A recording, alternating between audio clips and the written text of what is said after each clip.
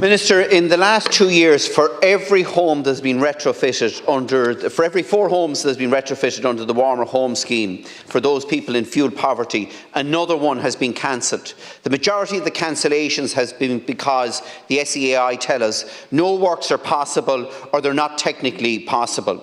Now, these people have sat in cold houses for 2 winters after applying for their home to be upgraded, only to be told that they're getting no help whatsoever from the state to make their homes warmer. Thank you, Deputy. Last year, almost 5,900 homes were upgraded under the Warmer Homes Free Upgrade Scheme, with an average spend of €25,000 per home and 157 million spent in total expenditure. A range of upgrades are recommended for each property depending on the characteristics of the home and the suitability of the works available based on a technical survey of the home. Applications of this scheme can be cancelled by either the householder, the homeowner or SEAI. Homeowners can cancel the applications for reasons including ill health or if someone's moving house. Applications can also be cancelled by SEAI because the survey determines that no works are possible. For example, where the home is already insulated to the level targeted by the scheme, or where the home cannot be appropriately insulated in line with the building regulations. Data provided by SEAI showed that a total of 1,102 applications were cancelled in 2022, with 1,768 cancelled in 2023.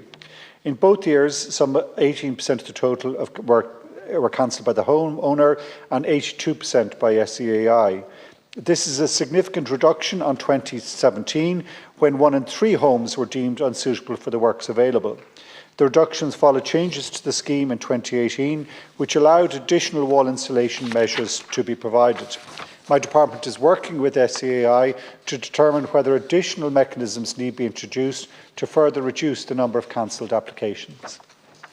Minister, you have on your desk academic research showing that for these people, they are more likely to end up on a hospital trolley due to the inaction in terms of the retrofitting of their homes. Now, the SEAI are telling us that small actions in every home can make a big difference in terms of making that home warmer. And yet, in relation to these people, the most vulnerable people in terms of fuel poverty in this country, they're being ignored. Now, Minister, can you explain to me why those attics can't be insulated? Why the lighting can't be upgraded in those homes, why the draft proofing of the windows and doors can't take place, why they can't be provided with a lagging jacket, and explain to me why someone couldn't sit down with the people in those homes and show them how to use their smart meter, or to replace energy inefficient appliances such as washing machines. Why can't those basic measures be carried out rather than tell them, we're going to do nothing for you, survive on your own? First, if I can, Deputy, the Warmer Home Scheme is an incredible success. It's hugely supported by government. €157 million a year, and that's going to increase year on year, and we're meeting our targets. It's working. It's hugely popular. We have a huge increase in applications because people realise this 100% state support for someone in the home is real.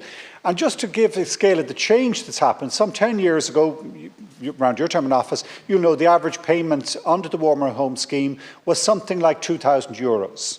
And it was some of those measures, smaller measures, but not insignificant. But we made a decision that if we were going to go into a house, we were going to go big. About 5 years ago, the average investment in the home under the Warmer Home Scheme was about $12,000. And now it's $25,000, because we do want to keep people out of hospital. We do want to make sure that they live in an absolutely fit to live in home. There are some houses, pre-1940 built particularly, where you might have brick or stone or other building materials that you have to be careful putting insulation in. You could end up creating a problem in the house with the damp course or a damp layer that would actually worsen people's health. And in such circumstances, you do have to step back and say, hold on a sec here now, this would do more harm than good. We are reviewing it, and we have revised back in 2018, as I said, the process, and we will continue to do that further to look, how could we be flexible? But we do have an obligation to spend the money in the interests of the householder as well as the state, and not go into houses where it wouldn't be appropriate. Minister, each of the measures that I have outlined to you already can be carried out without any risk to the householder or the home. And those measures, those low-hanging fruit measures, are not being carried out in those homes. Now, Minister, the reality is that we have people in this country choosing between eating and heating. They have waited over 2 winters for works to be carried out on their homes, and then the state tells them that we're going to do nothing at all for them. Minister, why couldn't, at a very minimum, the SEAI work with Energy Cloud to ensure that they, with 1 hour's installation, allow them to at least get a free tank of hot water when electricity is not being used, renewable electricity is not being used, especially at night? There are basic measures that can be carried out for these families and these people, but we're not prepared to do it. Why not?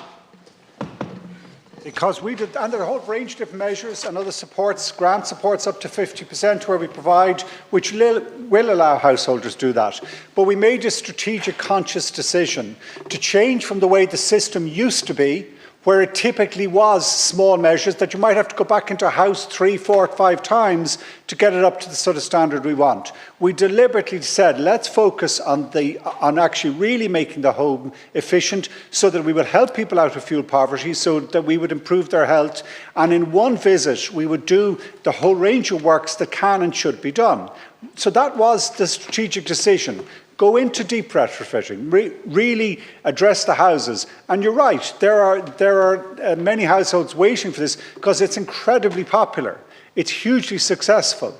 And we will show further flexibility, SEAI have. They're showing further flexibility in a whole variety of different schemes.